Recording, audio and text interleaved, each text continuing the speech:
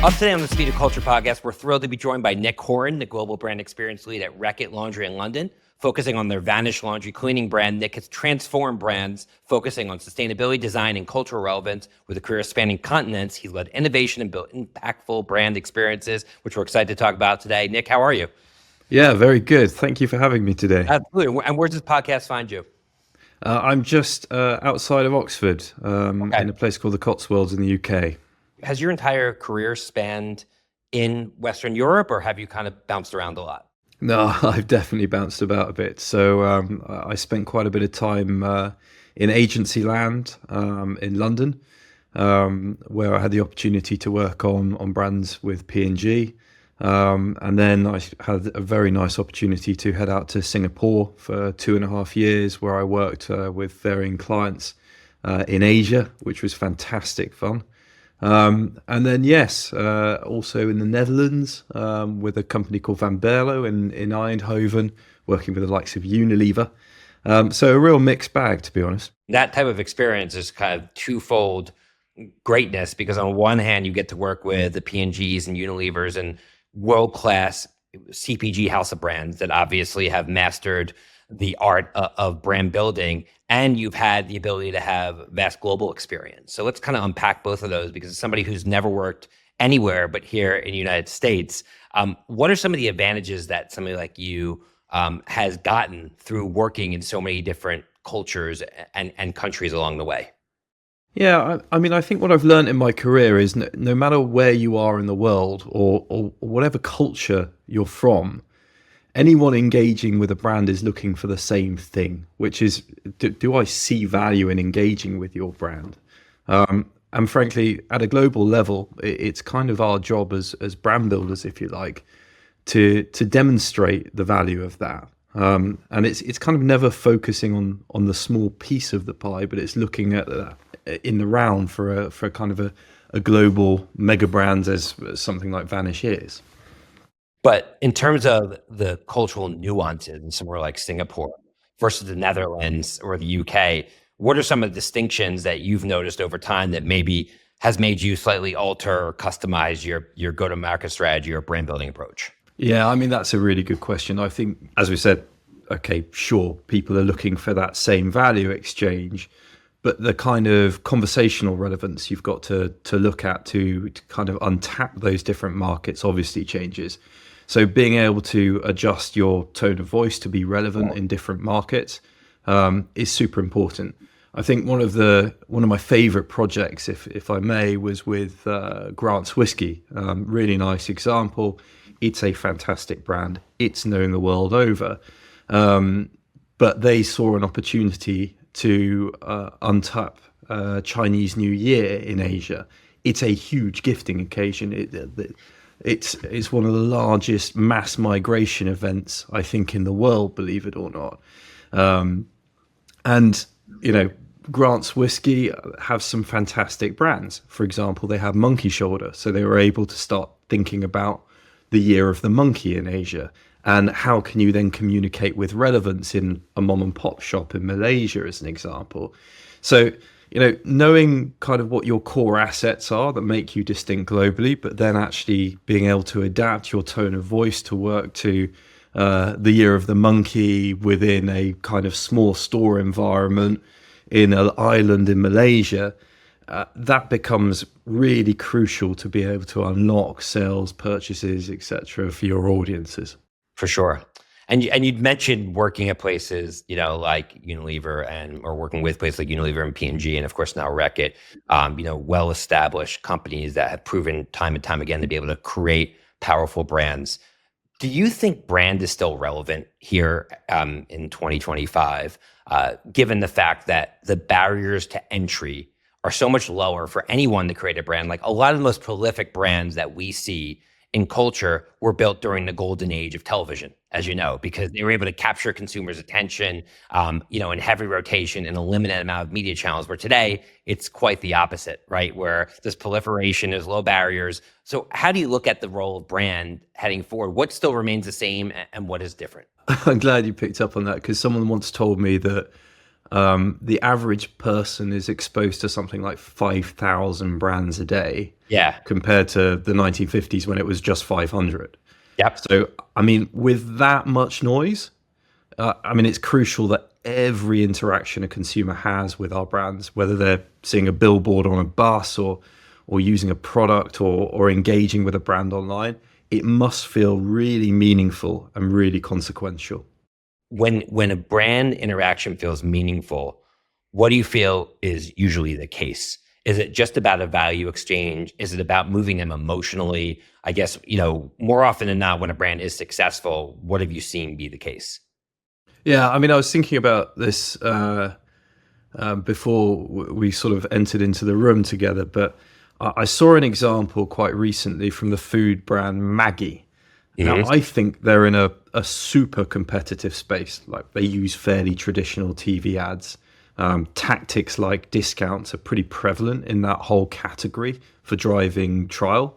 But frankly, I think a brand will commoditize themselves if that sort of one tactic becomes their sole strategy. But Maggie, I think, did something quite different.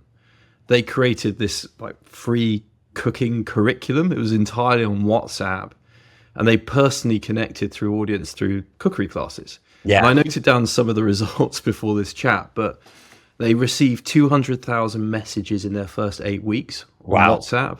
They had a 4 point lift in ad recall. They had a 3 point lift in campaign awareness.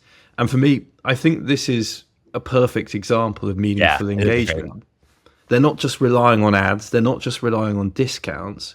They're understanding and engaging with their audiences. And when a brand really offers something that gives value to people, that's when they start to build these lasting connections, in my mind. Yeah, and I think that's really the core distinction between advertising and content, right? Like advertising is what's my unique selling proposition, and content Yeah, is what does my consumer really care about? Where's my brand fit in? How can I deliver upon those unmet needs? And in the case of a exactly. cooking class, obviously they identified the insight that their consumers needed those cooking classes needed that education and connect your brand to it. You're driving deep engagement, clearly, as evidenced by the messaging, and that is the new way to build, I think, brand equity versus just plastering the same message over and over again, like we saw in the 50s and 60s in the Yeah. heyday of TV. Yeah. And it becomes more about conversation than just Correct. broadcast alone. Yeah, absolutely. So you're working on Vanish right now, which is a laundry, home care brand. Obviously, the category you play in is what I would call like a low engagement but heavy usage category. In other words, like people don't define Yeah. themselves by their laundry detergent, but they buy it every day, and it's a huge market share, et cetera. So it's up to Yeah. you to make what is an unsexy category sexy. And I just like, even by looking at the branding, it's fun, it's different. I can see why you've had success with it.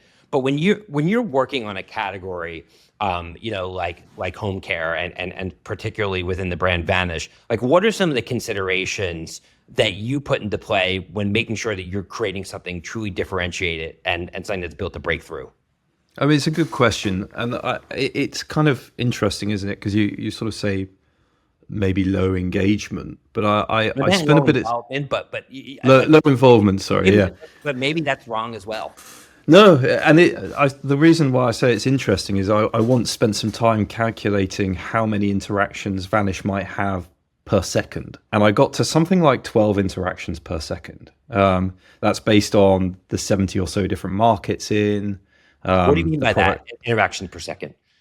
So this is what I mean. So we were 12 interactions per second based on how many markets we're in, based on product costs, sales volumes, media exposure, Wow. how Right. many uses the product's having in someone's day to day. So I mean, 12 interactions a second is a lot, Yeah, right? it is. so Yeah, of course. so I think to your point, to nail a brand's distinctiveness, we first need to define how we want people to experience it. And Yeah. that's across a labyrinth of different touch points, both Mhm. online and offline today. As we were discussing earlier, it's not just TV advertising. It's not just a supermarket. We're talking e-commerce. We're talking social. We're potentially talking in varying different social channels and WhatsApp messaging platforms and so on. So starting to identify every touch point in that journey from a user's first exposure with a brand all the way through to repurchase. Once we know those touch points, I think we can start to figure out which message, which piece of creative will resonate most at each of those stages. And for us, as you said, it's not just about pushing out content. It's about providing the right creative direction and pretty awesome assets across the 70 or so different markets we operate in. And frankly, it's working. Vanish is fortunate enough to be, I think, in the top 4% of the most recognizable brands in the world now. So Wow. it's running through that and being quite forensic That's about not what easy to that do total in journey this is. market, to build a brand with that type of, Yeah. awareness. I mean, that's quite an accomplishment. And for what is actually quite a young brand as well. I mean, I That's think what I we're mean. less than 40 years old. So, Yeah, you it's know, not like Tide, which is kind of has much deeper history. yeah. What's interesting being on the website of Vanish, and one thing that stuck out is this big tagline: "Clothes live longer with Vanish." And when you talk about like unique selling propositions in your category, often I just see about how well it is in terms of the efficacy of its cleaning power. But this is the first time I can recall really being highlighted, the ability that it doesn't damage your clothes. Where did that come from? So Vanish was founded on the sort of purpose, if you like, of safe yet effective stain removal. A lot of competitive brands with things like bleaches that might dye your clothes, or the other route might be very, very heavy rubbing and mechanical action to remove a stain, literally kind of rubbing clothes together, which ultimately damage the fabric. So this whole sort of notion of safe yet effective stain removal is very important to the brand, and that delivers a certain degree of convenience, but ultimately that allows you to keep your clothes in your wardrobe for as long as possible, which has a really strong benefit on the person's pocket as well. In terms of innovation in your space, and I think for you guys to be able to continually innovate, you need to think about new challenges. You need to think about consumer trends. How do you, and somebody in your position, have your finger on the pulse of these consumer trends, and how do you spend your time making sure that you're in the know in a world that's changing so quickly? Yeah, as I said, we have proliferated, I think, as in varying different markets, the sheer volume of individual touch points and the individual places that creativity can in essence play.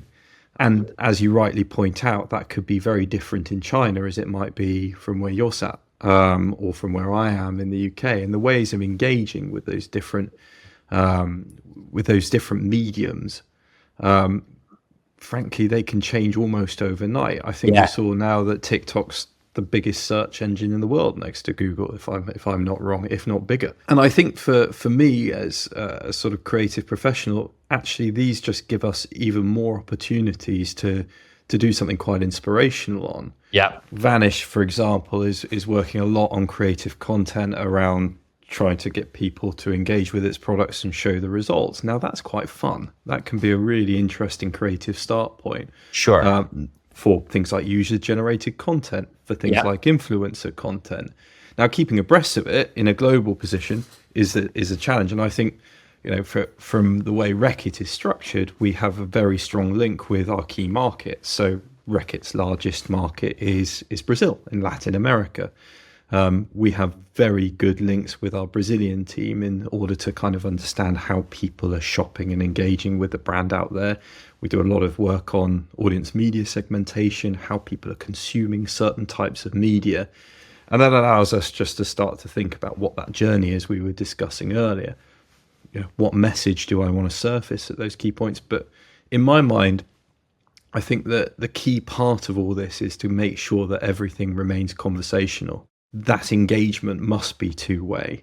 And that's something I think as brand owners, if we are, let's say not linked to the markets well enough, if we're not sure about how those mediums are consumed properly, then we're in danger of becoming a broadcast-based brand, which I'm very clear that we shouldn't be as part of my work on Vanish. Sure, and I think the antidote to not being a broadcast-based brand is what you identified, is playing in the creator culture, because Gen Z is now, they're not kids anymore. They are becoming the core household buyer, and Gen Z was the first generation to grow up with the iPhone, and they The iPhone is their primary place of media consumption. And when they're on the phone, not just iPhone, Android, the smartphone itself, they are more often than not consuming content not from traditional broadcast channels, but from other people. So your ability to tap into the creator culture, is very much connected to your ability to capture mind share with this audience. How involved are you in these kind of creator programs, and where do you see that space evolving over time in terms of its importance and relevance to a brand like yours? I mean, I think it almost comes back to the evolution of design, full stop. I mean, design previously in the industry was very focused on the craft of making stuff look better. And now that's still important, don't get me wrong, but today brands are constantly innovating and expanding beyond physical products. Yeah. So you take companies, Apple, Amazon, Tesla, they're the obvious ones, sure, but they've evolved into service-driven models. The Apple Watch, as we know, is nothing without that ecosystem of apps to support it. And all that has to be designed too. So, a lot of our work at Reckitt is around trying to shape the business beyond just the product, whether that's designing a brand's assets, packaging, or tackling larger business challenges. We're still applying the same principle of design thinking.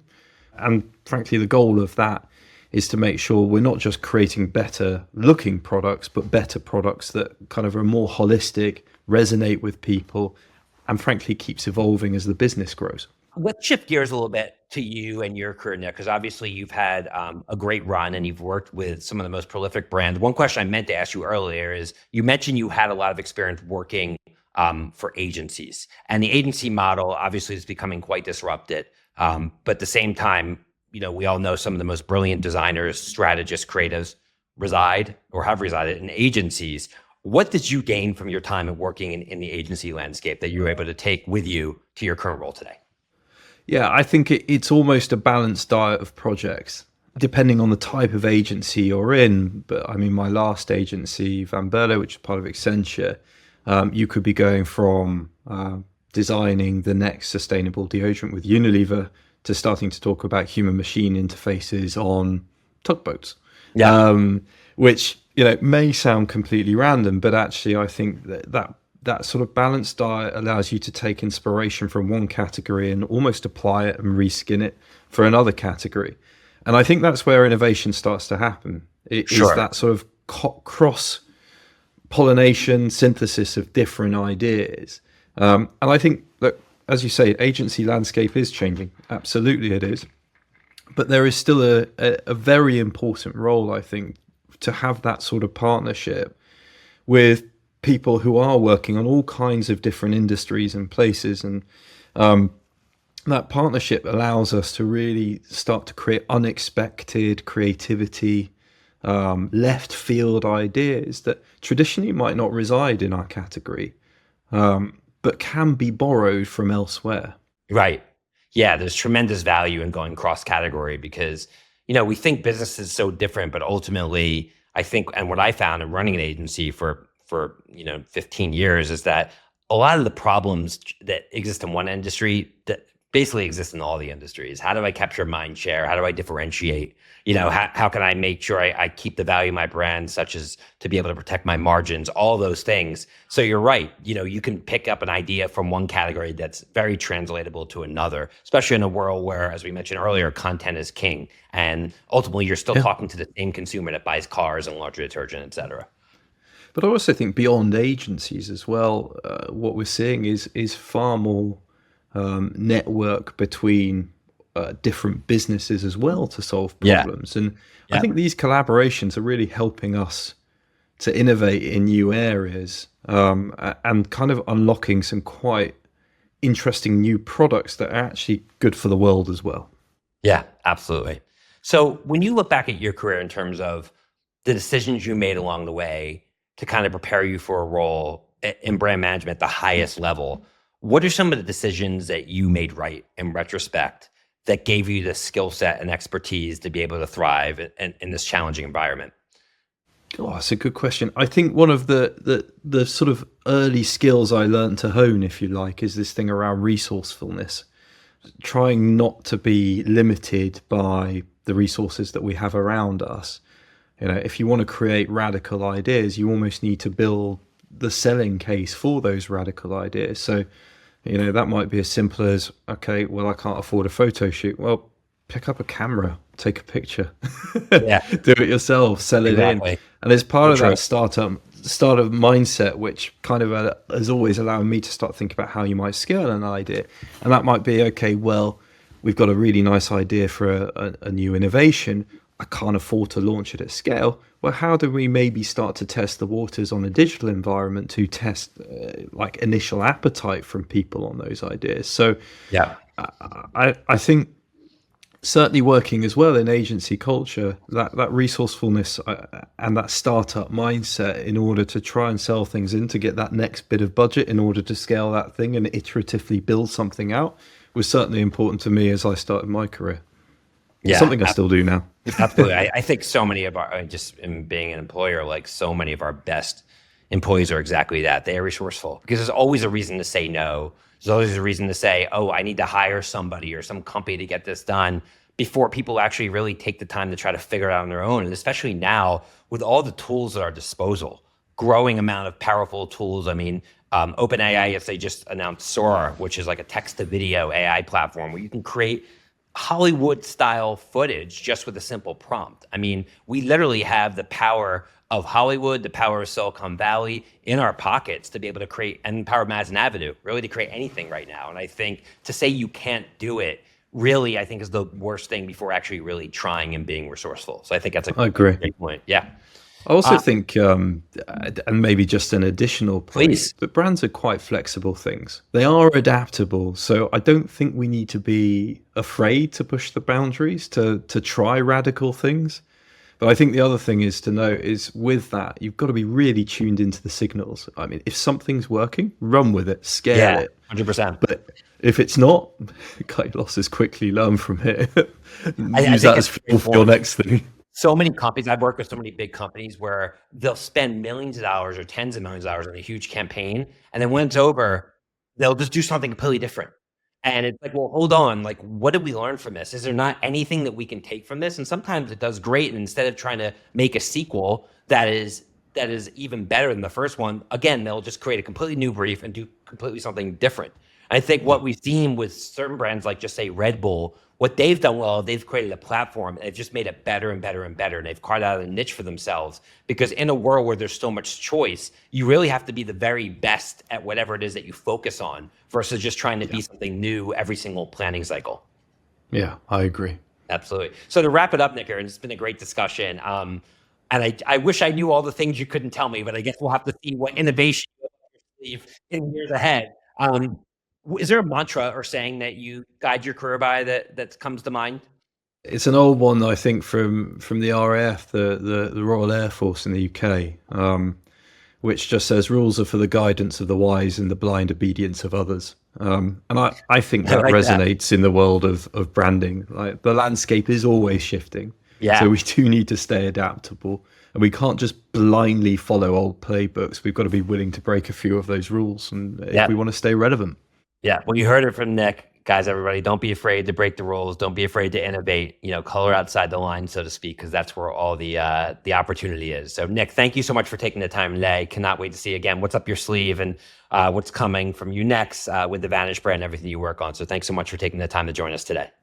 Thank you, Matt. A real pleasure. Absolutely. On behalf of Suzy and team, thanks again to the great Nick Horan, the Global Brand Experience Lead for Reckitt Laundry, for joining us today. Be sure to subscribe, rate, and review the Speed of Culture podcast on your favorite podcast platform. Till next time, see you soon, everyone. Take care. The Speed of Culture is brought to you by Suzy as part of the Adweek Podcast Network and Acast Creator Network. You can listen and subscribe to all Adweek's podcasts by visiting adweek.com/podcasts.